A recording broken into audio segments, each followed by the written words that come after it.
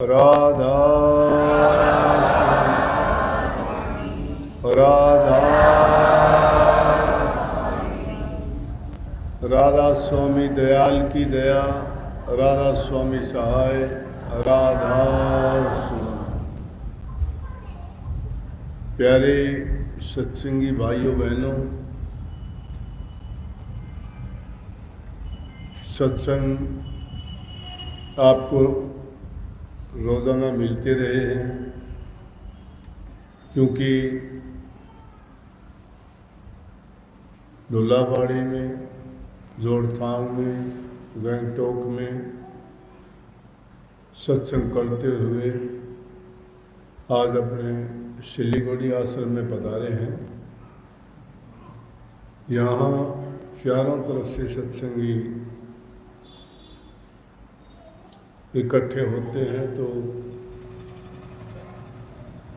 यहाँ के लिए थोड़ा टाइम ज़्यादा रखते हैं।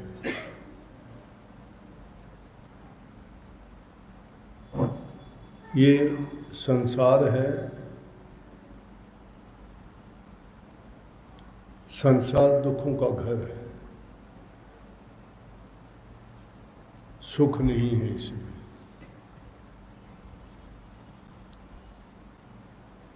वो अलग बात है कि किस सुख को हम मानते हैं, परंतु दुख ज़्यादा है, सुख कम है।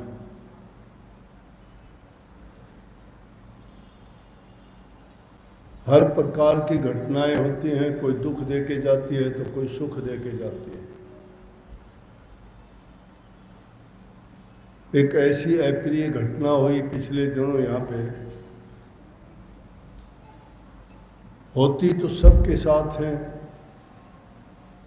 लेकिन जो हमारे करीब होते हैं, अपने होते हैं, उसको सुन के देख के हमें बहुत ज़्यादा दुख लगता है उसका। ओम जी अपने बहुत अच्छे प्रेमी सत्संगी हैं। उनका लड़का जवान आप सभी जानते होंगे, मुकेश, ज़्यादा उम्र भी नहीं थी,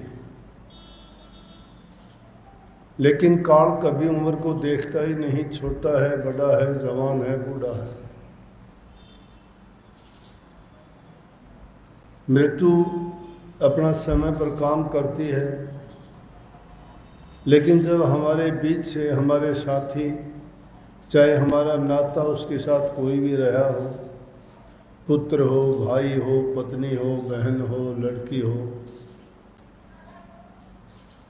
जब हमारे बीच से जाते हैं तो बहुत दुख होता है। और जवान उम्र में तो अगर कोई जाता है तो बहुत ज़्यादा दुख होता है, क्योंकि अभी उसने जीवन में किया ही क्या था। परंतु अच्छे चीज़ की हर किसी को ज़रूरत है।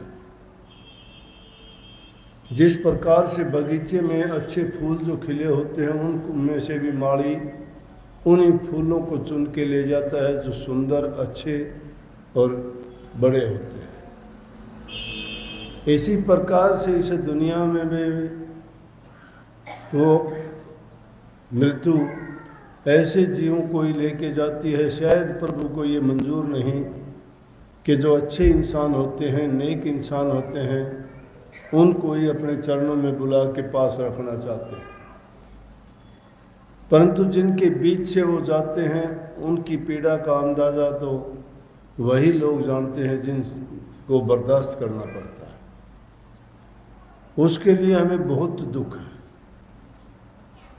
जब ये समाचार सुना तो बहुत दुख हुआ था, क्योंकि ये अकस्मात हुई ये घटना। अगर बीमार होता कोई बात नहीं थी। वो दुर्घटना भी क्या होती है, सड़क के किनारे खड़े हुए, कोई ऐसी बात नहीं सड़क के बीच में हो, ये नहीं कि कोई लापरवाही हो। सड़क के किनारे खड़ा था, मौत एक कार का रूप धर के आती है, एक क्षण में ही उठा ले जाती है। अब सोचने की बात है,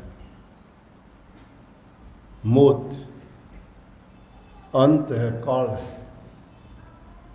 सब डरते हैं उससे, बूढ़ा हो, जवान हो, बच्चा हो। अवश्य आती है, सबको आती है। जिसने जन्म ले लिया सबको जाना है। जन्म जिसने लिया है उसकी मृत्यु जरूर होनी है।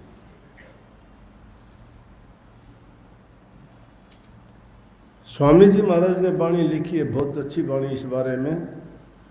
वो लिखते हैं कि मौत से डरत रहो दिन रात, एक दिन काठी बने तुम्हारी, चार कहरवा लादे जात, भाई बंधु कुटुंब कबीला सो सब पीछे रहते जात। मौत से डरत रहो दिन रात, मौत से डरा करो। मौत से डरने का मतलब ये मतलब नहीं है कि मौत से डर के हम बैठ जाएं, उसका इंतज़ार करें, डर के मारे छिप जाएं। कहाँ छिपोगे? कहीं भी छिपो वो नहीं छोड़ती। डरने का मतलब है उसको अपने मस्तिष्क में रखो, दिमाग में रखो, अपने ख्यालात में रखो कि मौत अवश्य आनी है। लेकिन मौत आने से पहले कुछ हम अच्छे काम करें। अच्छे कामों में सबसे नेक काम है प्रभु की भक्ति करना।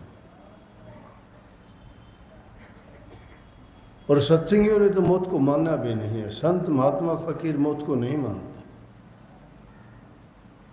कबीर साहब ने इसको दूसरी तरह से इतने ढंग से उस मौत को एक चैलेंज दे के कहा है कि मौत तू कोई चीज़ है ही नहीं, क्यों डरे तेरे से।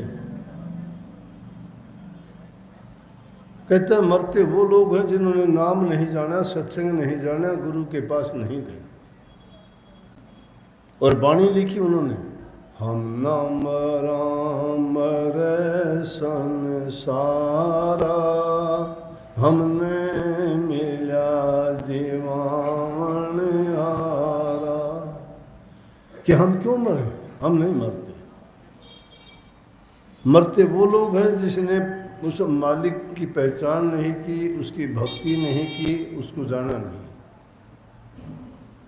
जिसको सतगुरु मिल गया, हमें जिंदा रखने वाला है। जिंदा कौन होता है? जो प्रभु की भक्ति करके अमर हो जाता है। अमर होने का मतलब कभी जन्म नहीं लेता। जो जन्म नहीं लेता वो मरेगा भी नहीं। एक अंग्रेजी लेखक की भी मैंने पढ़ी थी, कविता थी, कहानी थी, अंग्रेजी में पोइम थी। उसने कहा, डेथ बी नॉट प्राउड, कि मौत तू अहंकार ना कर। मौत तुझे अहंकार करने का कोई अधिकार नहीं है। तू किसी को सीधे तौर पे नहीं मार सकती। मारती है तू, लेकिन बहाने होते हैं तेरे। कोई ना कोई बहाने लगाए, कोई एक्सीडेंट में, कोई डूब के मरता है, कोई जहर खा लेता है, कोई फांसी चढ़ जाता है, कोई उम्र पाके तो मरता ही मरता है, कोई बीमार होके, कोई किसी दुर्घटना में। मतलब कहने का मौत कोई एक चीज़ नहीं है जिसको यूँ देख लें कि इससे मौत होती है। नहीं, उसके अनेकों रूप हैं। और उस मौत की तुलना कर दी निद्रा से, नींद से। संतों ने भी की है। नींद से क्या कही कि नींद सो जाने के बाद इंसान को विश्राम मिलता है, आराम मिलता है, उसकी थकान दूर होती है। इसी प्रकार से वो थोड़ी सी नींद लेने के बाद इंसान सुबह को उठता है, फ्रेश, ताज़ा उठता है। तो मौत को भी उसने कह दिया कि वो एक लंबी नींद है, उसमें तो पता नहीं कितना आनंद होता हो। लेकिन कबीर साहब कहते हैं नींद भी मौत की निशानी है। मौत को अगर तुम बुराई मानते हो, मौत को दुख ही मानते हो, तो वो कहते हैं कि सोवतड़े नर गए 84 जागत न जुग जीते। जो इंसान सो जाते हैं, सो जाने से तात्पर्य क्या है कि दुनिया की तरफ से तो जागते हैं, हर चीज़ के लिए बड़े तत्पर रहते हैं, हार श्रृंगार करने के लिए, खाने पीने के लिए, घर जायदाद मकान के लिए, सुख संपत्ति सब उनका आनंद उठाने के लिए बहुत जागरते हैं। सुबह से लेकर शाम तक, रात से दिन में, सपन भी उन्हीं चीज़ों के आते हैं। चिंतन होता है तो उन्हीं चीज़ों का होता है। अपने कर्म का चिंतन कभी नहीं करते कि मैं क्या कर्म करता हूँ और मुझे क्या कर्म करना चाहिए। उनका चिंतन यही रह जाता है। तो उनको लिए क्या, वो सोना है उनका, लोगों का लापरवाह हो जाना, बेपरवाह हो जाना, पीठ दिखा देना, दुनियादारी की तरफ तो जागृत हो गए लेकिन प्रभु को एकदम भुला देना। वो लोग सोए हुए हैं और जागे हुए कौन है? जो प्रभु के नाम को जानते हैं। जो प्रभु के नाम को जानेगा वो बुराइयों से बच जाएगा, वो छल कपट बेईमानियां नहीं करेगा, वो चोरी हेरा फेरी नहीं करेगा, वो किसी को पीड़ा नहीं देगा, जबान से किसी को गंदा चंगा नहीं बोलेगा। वो हर जीव को, हर इंसान को अपनी तरफ से जितना हो सकता है उनके लिए नेकी करेगा, अच्छा करेगा, सुख के देने वाली कार्य करेगा। और ऐसे कर्म करने वाला अपना कर्म भी बनाता है और वो समझो कि साक्षात वो प्रभु को भी अपने सामने पाता है, क्योंकि मालिक को वही इंसान अच्छे लगते हैं जो उनकी भक्ति करते हैं, बुराइयों से बचते हैं। बुरा करना राक्षसी काम कहते हो। राक्षस तो किसकी संतान है? काल की संतान है, यमराज के हैं जो छोड़े हुए, वो राक्षस है। लेकिन इंसान किसके हैं? प्रभु के हैं। इसलिए उन राक्षसी चीज़ों से, तामसी चीज़ों से बचता है। राक्षस लोग क्या करेंगे? मांस मछली अंडा खाते हैं, शराब कबाब खाते पीते हैं। ऐसे काम करने वालों के नेक और शुद्ध विचार कैसे हो सकते हैं? और जो भगवान भक्ति में लीन हैं उनका खान पान अगर देखोगे तो बड़ा शुद्ध और पवित्र होगा, सात्विक भोजन होगा। 3 गुण होते हैं, रजोगुण, तमोगुण और सतोगुण। जिस प्रकार का भोजन आप सेवन करोगे उसी प्रकार के आपके विचार होंगे। अगर आप सात्विक भोजन खाते हो जिसमें हल्का भोजन, हरी सब्जियां, चावल, रोटी, दाल, सबसे अच्छा भोजन है। लेकिन तामसी भोजन क्या है? तामसी भोजन में मिर्च मसाले, चटपटी चीज़, वो सारी की सारी क्या करते हैं? हमारे अंदर क्रोध पैदा करती हैं, काम पैदा करती हैं, अभिमान पैदा करते हैं। और जिनमें काम क्रोध ये आगे उनके पीछे सभी बीमारियां लगी चली आती हैं। सब प्रकार से उसके ख्यालात और विचार खराब हो जाते हैं।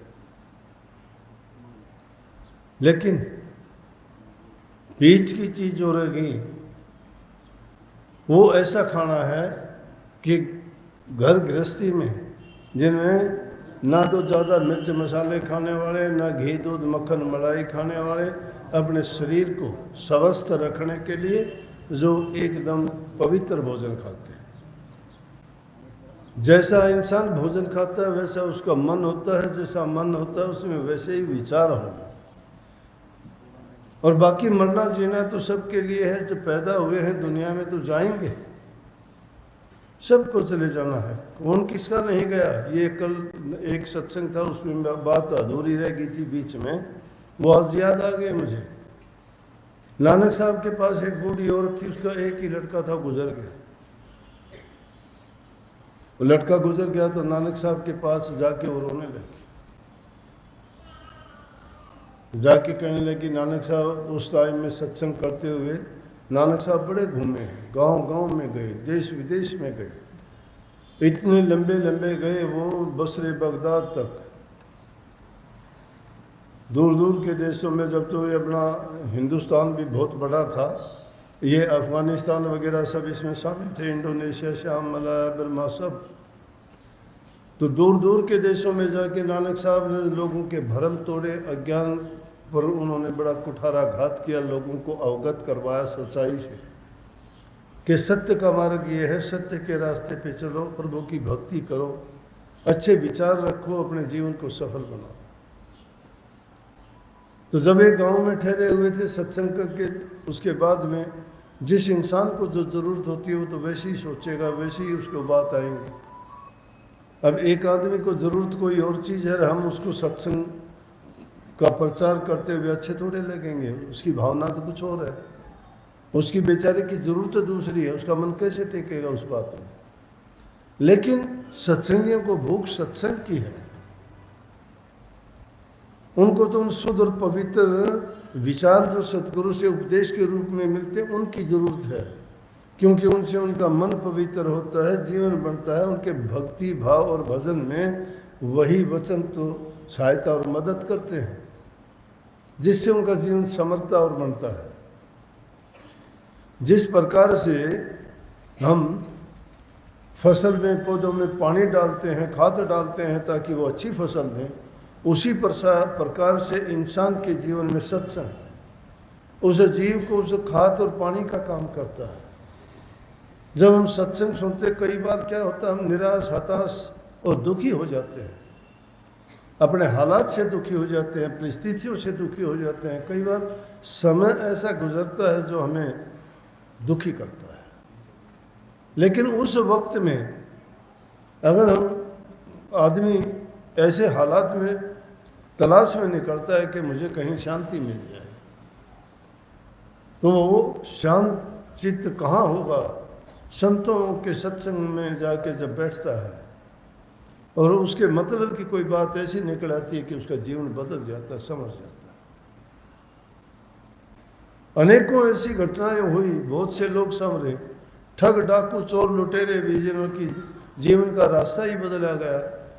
संतों की शरण में आए, उनके उपदेश को सुने, उसी वहीं बैठे बैठे ही त्याग दिया, सब कुछ छोड़ दिया कि मुझे नहीं चाहिए ये जीवन।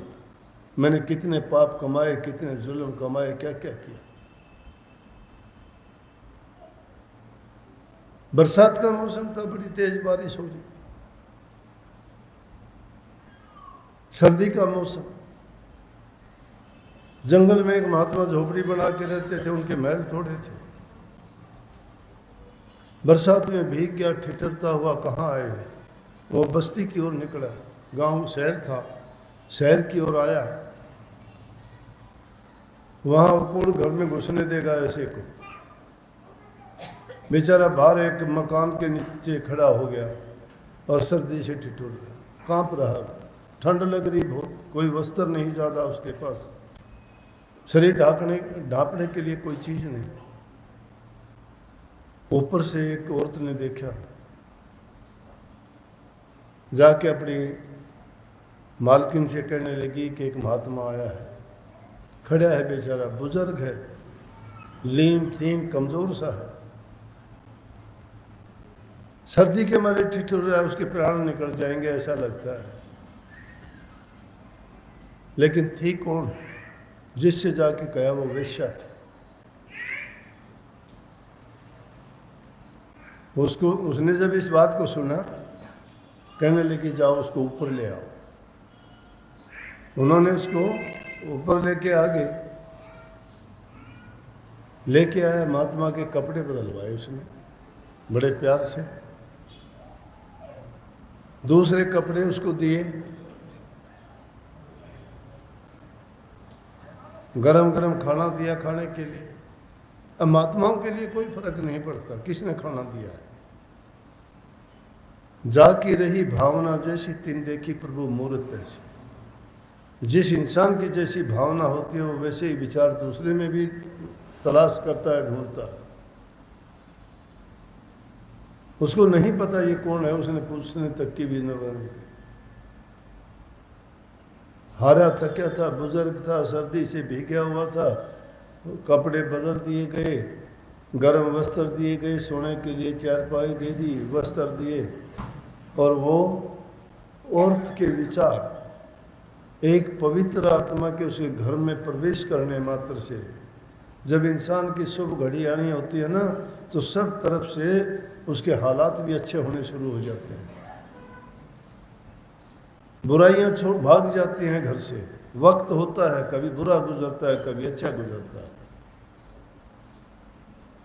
महात्मा के उसके घर में चरण रखने से उसने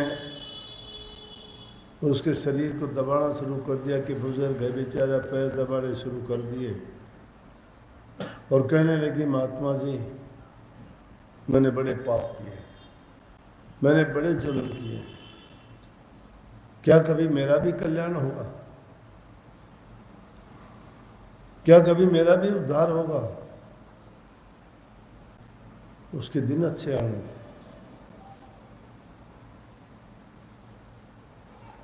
बोली कि मैंने तो किसी से नाम भक्ति कोई मंत्र भी नहीं लिया। महात्मा के पास एक तोता था, वो दे दिया उसको और कहने लगे बेटी इसको तो नाम तेरे लिए ये है, इसको राम राम रटाना था। कहना राम राम राम, तोते को बोलना कि राम राम बोल। ये कहते कहते उसको नींद आ गई। महात्मा सो गया। कुछ देर के बाद वो भी हारी थकी थी, उसको भी नहीं पता कब नींद आ गई।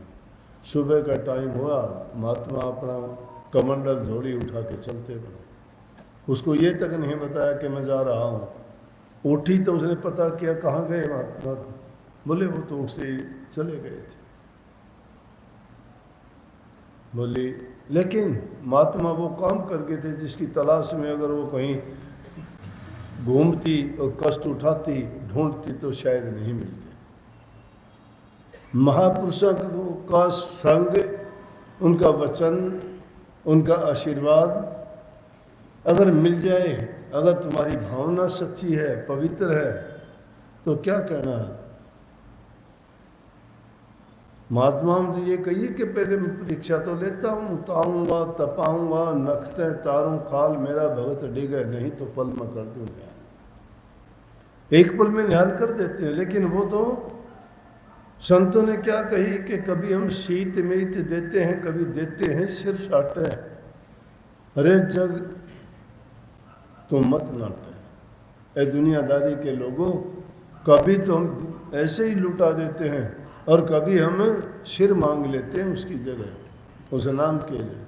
लेकिन दुनियादारी के लोगों से कहते हैं तुम इनकार मत करो, वो चीज़ ले लो, वो तुम्हारे हित में है, तुम्हारे कल्याण में है। और उसने अपनी जिंदगी भर तोते को राम राम रटाने में सारी जिंदगी गुजार दी। उसी दिन से जो उसकी धन दौलत, जो पाप कर्म का पैसा वैसा जो था, सब उसने लुटा दिया और पुण्य के काम में लग गई और नाम भक्ति में लग गई। संतों का थोड़े से समय का संग उसका जीवन बना दिया, जीवन बदल दिया उसका। कहाँ तो वो पाप करने वाली, और अब कितनी अच्छी होगी कि दूसरे चीज़ों की ओर उसका ध्यान ही नहीं रहा। जो था वो सब का सब, और वो एकदम पाक साफ और पवित्र हो गई। इसीलिए कहते हैं कि सुआ पढ़ावत गण का त्यारी, त्यारी मीरा बाई। सुए की पढ़ावने में ही तैयार थी कि सुए को पढ़ाना तुम राम राम। उसको उस महात्मा ने इसी बहाने से उसका कल्याण कर दिया। लेकिन मैंने बात कही थी मौत की, मौत का जिक्र था। वो बुढ़िया नानक साहब के पास जाके कहने लगी जी महात्मा जी आप महापुरुष हो, महात्मा हो, दुनिया के काम करते हो, मेरा भी एक काम करो। बोले हाँ माता बोलो क्या बात है। बोला कि कृपा करके आप ऐसा करो, मेरा एक लड़का था और वो लड़का गुजर गया है, मेहरबानी करके उसको जिंदा कर दो। अब ये बात संत किसको जिंदा करते हैं? टूटी की बूटी नहीं लगती, मौत की दवाई नहीं है। कहते हैं मौत की दवाई तो लुकमान हकीम के पास को नहीं पाई। लुकमान हकीम क्या था? एक बहुत बड़ा वैद्य था, और वो मरीज को जो दवाई दे देता था वो मरीज चंगा हो जाता था, ठीक हो जाता था। लेकिन मौत आई तो उसकी भी मौत हुई कि नहीं हुई। तो कहते हैं मौत की दवाई तो लुकमान हकीम के पास भी नहीं पाई। पर एक बार उसी नगरी का एक राजा को दस्त लग गया, लुकमान हकीम को लेके गए, कहने लगे महात्मा जी राजा को ठीक करो, इनको दस्त की बीमारी है, बहुत कमज़ोर हो चुके हैं। सब वैद्यों को, डॉक्टरों को, हकीमों को, ज्योतिषियों को, पंडितों को, ज्ञानियों को, संतों महात्माओं से, सब से पूछ लिया, दिखा लिया, लेकिन कोई भी चीज़ इसके काम नहीं आई। और कहते हैं आप जिसको दवा दे देते हो मरता नहीं है, आप जिंदा कर देते हो। बोला कि राजा को जिंदा कर। कहने लगा ठीक है मैं दवाई दूंगा राजा। उसने समझ लिया था कि राजा का रोग असाध्य है, ये ठीक नहीं हो सकता। अगर मैं दुनियादारों को कहूँगा तो ये मेरी बात पर विश्वास और यकीन नहीं करेंगे, नहीं मानेंगे। तो मैं क्या करूँ? क्या किया उसने? उनको लिया और नाव मंगवा ली, कश्ती में उसको भी बैठाया और खुद भी बैठे, और नदी के बीच में लेके गए। बड़ा दरिया था, पानी बहा जा रहा था। बीच में जाके कश्ती को रोक के वो अपने थैले से एक पुड़िया निकाली और पुड़िया पानी में फेंकी। उस पुड़िया के पानी के फेंकने से वहाँ का जल रुक गया, पानी दोनों तरफ से जैसे बांध डाल दिया। राजा से कहने लगे देखो, नाव से उतर के खुद उसके ऊपर गए, राजा को भी उस पर घुमा के दिखा दिया। बोला एक पुड़िया के कारण इस दरिया का पानी रुक गया है, लेकिन आपको मैं ये 4 पुड़िया पहले ही दे चुके हैं। आपके दस्त नहीं रुके तो इसका मतलब अंत आपका काल आ गया है, आपकी मौत आ गई है। और मौत का कोई इलाज नहीं। मौत अवश्य भावी है, वो जरूर आती है। उसका इलाज क्या है? बर्दाश्त करना पड़ता है, अपने आप को समझाना पड़ता है। नानक साहब ने भी उसको, गुड़िया को समझा दिया कि माता मैं आपके लड़के को जरूर जिंदा करूँगा, फिर मुझे एक चीज़ की ज़रूरत पड़ेगी। बोली अरे मेरा बेटा है, तू चीज़ की क्या कहता है? जो तू कहेगा वो ला दूँगी, मेरा घर जमीन जायदाद सब कुछ आपको दे दूँगी, जो मेरा कुछ है, चाहे मेरी ज़िंदगी भी अगर मांगेगा वो भी मैं दे दूँगी, लेकिन मेरे बेटे को जिंदा कर दो। बोले एक चीज़ ला दे, कोई बड़ी बात नहीं है, मैं आपके बेटे को जिंदा करूँगा। बोला मुझे एक मुट्ठी चावल चाहिए। बोले एक भी कोई बात है, अभी लेके आए। ना ना बात सुनो, चावल ऐसे घर से लेके आना जिस घर में आज तक कोई मरा ना हो। बोले कोई नहीं, अभी जाते हूँ रियाद पे। पूरे गांव में गई कि एक मुट्ठी चावल दे दो मुझे, मेरे बेटे के लिए, मैं ज़िंदगी चाहती हूँ, महात्मा ठीक कर देगा, उसको ज़िंदा कर देगा। लेकिन चावल वो देना जिसके घर में कोई मरा ना। सारे गांव में घूम के आ गया, ऐसा कोई घर था ही नहीं। आप में से कोई ऐसा नहीं है जिसके कोई ना मरा हो। किसी का बाप गुजरा है, किसी की माँ गुजरी है, किसी का भाई गुजरा, किसी का पति गुजरा। सबके हैं कि नहीं गुजरे कि नहीं? है कोई ऐसा जिसके घर में कोई ना गुजरा हो? नहीं है ना? अरे नहीं है ना? फिर मुंह में दही जम की बोल नहीं सकते, या बेवकूफ़ बन के तुम्हें मैं क्या कर रहा हूँ तुम्हें सुनता नहीं है कोई ऐसा जिसके घर में कोई ना मरा? आके नानक साहब के सामने हाथ जोड़ के खड़ी होगी, कहने लगी महात्मा जी आपने जो कहा मैंने समझ लिया, मुझे सब्र आ गया है कि जो शिक्षा आपने अपने मुंह से ना कह के मुझे समझा दिया कि दुनिया में कोई भी ऐसा नहीं है कि जिसमें कोई ना मरा, और जो मर चुका वो जिंदा नहीं हो सकता। अब मरना और जिंदा रहना तो अलग हो, तो प्रभु की देन है, ये कुदरत के नियम हैं। उसके नियम में कोई भी घाटा बाधा नहीं होता। राई घटे न तिल बढ़े, विधना लिखे जो लेख। होनी तो होके रहे, अनहोनी ना हो, तुलसी मन मैदान में तान बिछोना सो। जो होनी होती है वो होके रहती है, वो रुकती नहीं है। सवाल कर सकते हो आपके, जब होनी होके रहती है तो महात्माओं के पास नाम का लेने का क्या जरूरत, क्या करें? क्या काम आएगा वो? नाम है किस लिए? हमारी मुक्ति के लिए, जन्म मरण के इस रोग से छूटने के लिए जिसके कारण हमें रोना पड़ता है, इस मौत के लिए। संत रोजाना मरना सिखा देते हैं। सुरत शब्द का योग इंसान को रोजाना मरना सिखाता है। जब एकांत में ध्यान की अवस्था में जब जाते हो, लेकिन अभ्यास करते नहीं ना आप, इसलिए नहीं पता।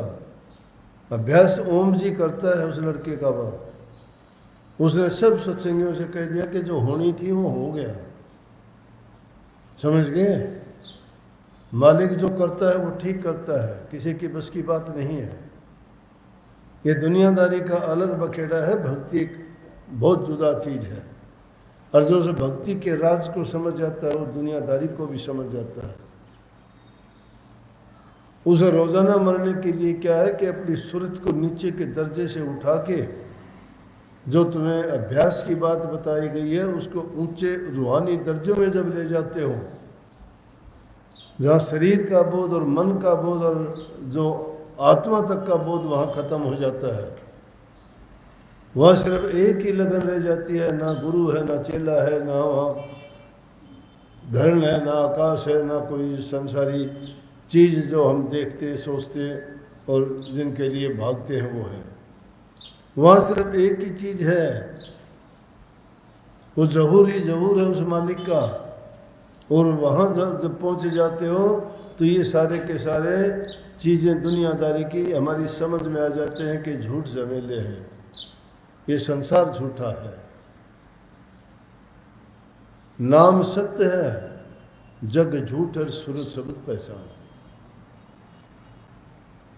नाम सत्य है, उस नाम की भक्ति किया करो। नाम भक्ति नहीं करते, जो नाम भक्ति करते हैं उनके ये राज समझ में आ जाता है।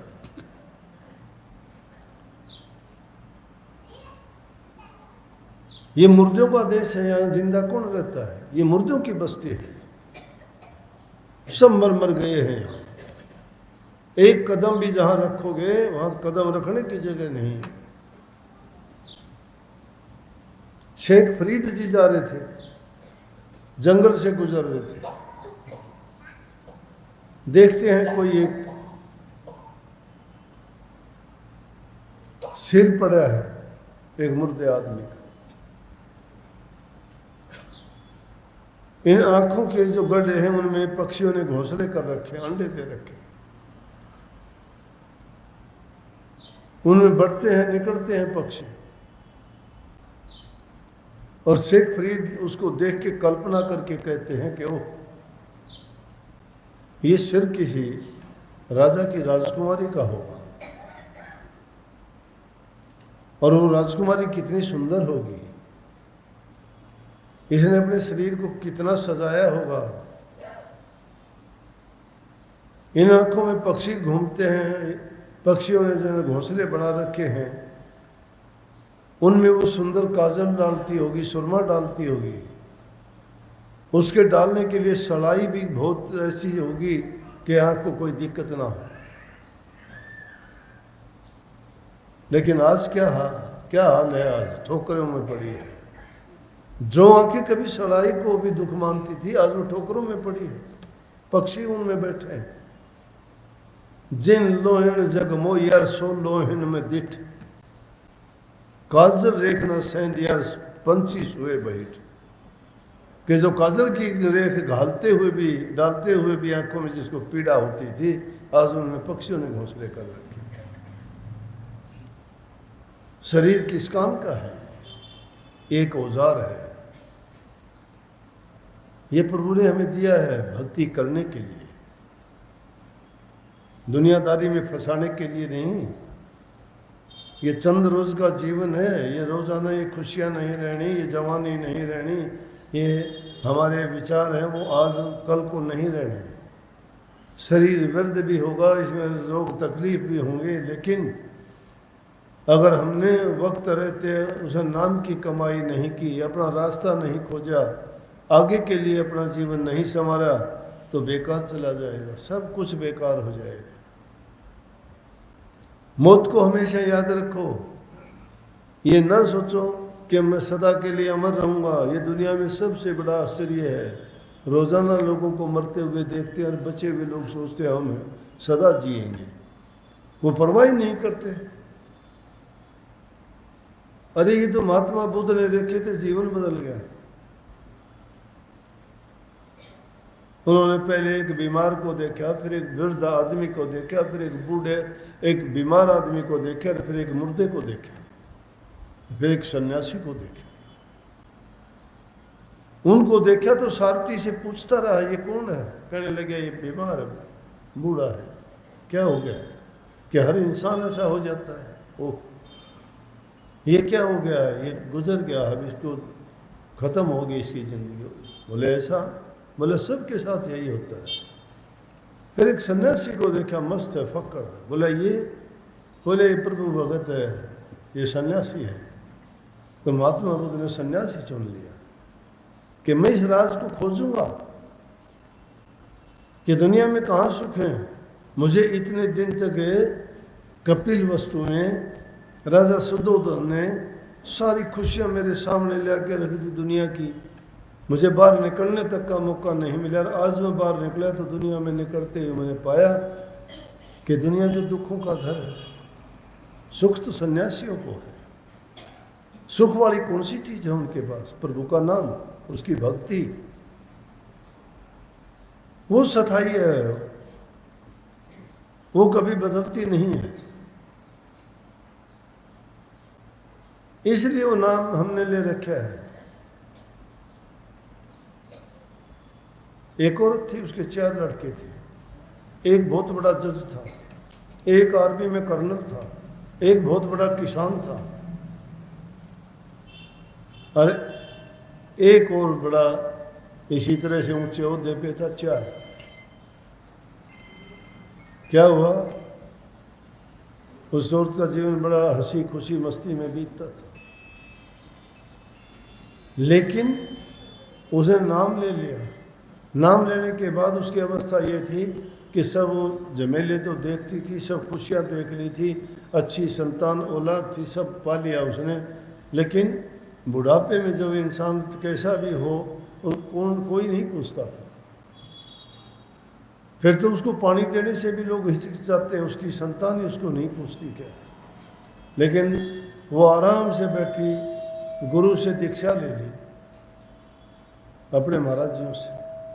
ये मेरी हाजिर की बात बताता हूँ। नाम ले लिया, नाम लेके नाम की कमाई करी।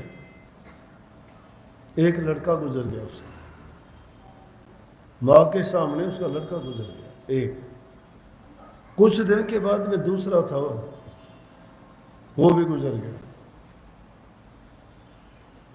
तीसरा भी गुजर गया। 3 लड़के गुजर गए। हम जब शौक के लिए उनके यहाँ गए, महाराज जी के साथ में भी था, तो कहने लगी बेटा अगर मुझे नाम नहीं मिला होता तो मैं पागल हो जाती, आज इतना दुख है मुझे। 3 मेरे लड़के मेरी आंखों के सामने गुजर गए, इतने ऊंचे पदों पर काम करने वाले, लेकिन मैंने नाम ले रखा है ना, मैं तो अपने नाम में उसमें जाके और प्रभु की भक्ति में अपने मन को जोड़ देती हूँ, कहती हूँ कि ये तो दुनिया के खेल है, ये तो होंगे। नाम ये चीज़ है, ये नाम दिखावे की चीज़ नहीं है। नाम कोई छाप नहीं है कि जिसके लगने से हमारा ये हो जाएगा कि इसने नाम ले लिया। नाम हमारा कर्म सुधारने का, नाम हमारा जीवन बढ़ाने का, नाम जन्म मरण के रोग से बचने का, नाम अपने विचारों की शुद्धि का, नाम हमें इन सारे दुखों तकलीफ़ों और पीड़ाओं को समझ के अपने जीवन बिताने का तरीका है। जो सच्चे मन से उसे नाम लेके और पूर्ण यकीन और विश्वास के साथ उसे नाम की कमाई करता है, तो मैं कहता हूँ उसके दुख दर्द पीड़ा सब भाग जाती हैं, उससे तो मौत भी डरती है। नहीं तो मैंने 2 मिनट पहले कई कबीर साहब कहते हैं, साधो ये मुर्दों का गाँव। कौन जिया यहाँ पे? पीर मरे पैगंबर मर गए जिंदा जोगी। राजा मर गए प्रजा मर गए वैद और रोगी। साधो ये मुर्दों का गांव, ये मुर्दों का गांव है। और कौन कौन? चांदो मरी है, सूरजो मरी है धरण आकाशा। चांद सूरज भी मरते हैं, धरण आकाश भी मरते हैं। 14 भवन के चौधरी मरी हैं, इन्हों की क्या आशा। साधो ये मुर्दों का गांव। 9 भी मर गए 10 भी मर गए 688। 33 करोड़ देवता मर गए, गली काल की फांसी। साधो ये मुर्दों का गांव, ये मुर्दों का गांव है, कोई बचा ही नहीं। कौन चीज बची है वो बता दी, उस पर गौर करो, उसको जोर दे के कहा, उसको समझो। ये तो मुर्दों का तो काम जान लिया, सब मरेंगे, यहाँ सब मरते भी हैं। लेकिन उन्होंने कहा नाम नाम रहते हैं नित्य ही, दूजा तत्वन होई। कह कबीर सुनो भाई साधो, भटक मरो मत कोई। साधो ये मुर्दों, यहाँ भटक मरने की जरूरत नहीं है। नाम है वो अनाम है, नाम कोई नाम नहीं है। दुनियादारी में नाम तो किसी वस्तु के चीज के हैं, वो नाम अनाम है, अरूप है, वो अनटोल्ड है, अनस्पोकन वर्ड है। वो उसको जानने के लिए बड़ी गहराइयों में उतरना पड़ता है, बड़े नियमों का पालन करना पड़ता है, समझ के साथ अभ्यास करना पड़ता है। अभ्यास जब तक करोगे नहीं, नाम की कमाई करोगे नहीं, ध्यान में कभी बैठोगे नहीं, उस नाम का कभी जाप तक करते नहीं, सुमन तक करते नहीं, फिर कैसे समझ पाओगे? फिर तो ये दुख सुख के धंधे आपको तकलीफ पीड़ा देते रहेंगे और उन पर पछताते रहोगे। जिनको नाम मिल जाता उनका तो लेखा ही नहीं मर जाता है। जिनको सतगुरु ने रोशन कर दिया वो कभी बुझने वाला नहीं है। सतगुरु ने जिसको रोशन किया बुझने वाला नहीं है। क्यों? उनमें संसारी पदार्थों की चीज़ नहीं है, उसमें वो जिद्दा ताकत डाल दी गई है जो उसको हमेशा के लिए अमर कर देगी, ना मरना ना जीना। इसलिए ये दुनियादारी की चीज़ें हैं भाई, सबके साथ घटित होती हैं। दुख भी आएंगे, सुख भी आएंगे, झेलने भी पड़ेंगे, कभी मुस्कुराएंगे, कभी रोना भी पड़ेगा। लेकिन उन दोनों चीज़ों को एक तरफ छोड़ के जो मुख्य काम हमारा है उसकी ओर अपने मन को लगाया करो। वो प्रभु हर हाल में साथ देगा, वो दोषी नहीं है किसी चीज़ का भी। उसको ना दोष दिया करो कि मेरे साथ ये क्यों हुआ, उसके साथ ये क्यों हुआ। वो ना किसी का अच्छा करता है ना बुरा करता है, उसने तो कर्म करने की आज़ादी दे रखी है। करो भाई, जो जिसकी मर्जी है करो, लेकिन जब वो कर्म का फल मिलता है फिर दोष ना दो। उस कर्म को करने से पहले सोचो कि इसका कर्म फल तो मुझे भोगना ही पड़ेगा। जो कुआं खोदता है कुएं में गिरेगा, क्योंकि काम जब करते हो तो उसके बदले में तुम चाहते हो कुछ। नौकरी करने वाले पगार लेते हैं, किसान आदमी खेत में काम करके अनाज लेता है, व्यापारी आदमी लाभ कमाता है, हर चीज़ है। तो गंदे मंदे कर्म करोगे तो उसका भी तो कुछ तो मिलेगा ना नतीजा। बिना परिणाम तो कोई चीज़ है नहीं दुनिया में। जो भी काम करोगे उसका परिणाम होगा, ज़रूर होगा। तो परिणाम हमारे कर्म पर है, जैसा कर्म करोगे वैसा मिलेगा। ये ज़रूरी नहीं कि आज किया तो आज मिल जाएगा। ये तो कलयुग की एक चीज़ तो है कि बहुत अच्छा है कि अच्छा करोगे तो इस हाथ दोगे उस हाथ मिल जाएगा। एक करोगे 1000 गुना मिलेगा, चाहे बुरा करो चाहे भला करो। फिर सब खुशी और अच्छाई चाहते हो तो अच्छे काम करो, नेक काम करो, मीठा बोलो, किसी का दिल ना दुखाओ, माँ बाप बूढ़े बुजुर्ग की सेवा करो। मालिक खुश होगा, तुम्हारा हृदय पवित्र होगा, दिल में दया होगी तो तुम सच्चे धर्म पर चलने वाले होगे। और जब ऐसा हृदय तुम्हारा होगा तो तुम नाम भक्ति भी करोगे। नाम भक्ति जो करेगा वो अपना कल्याण कर जाए। किया करो, बिना किए कुछ हाथ नहीं आना, करोगे तो ही आपको मिलेगा। इसलिए कर्म प्रधान है इस दुनिया में, और कर्म की प्रधानता से ही हम यहाँ आए।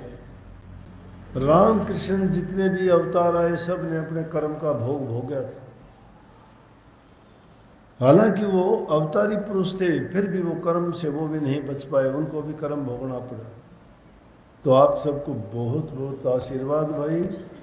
मालिक आपको सद्बुद्धि दे, भक्ति करने के लिए आपके विचार को शक्ति दे, और आप आगे से आगे बढ़ के सत्संग और नाम की कमाई करते चलो, आपका जीवन सुखी हो। राधा।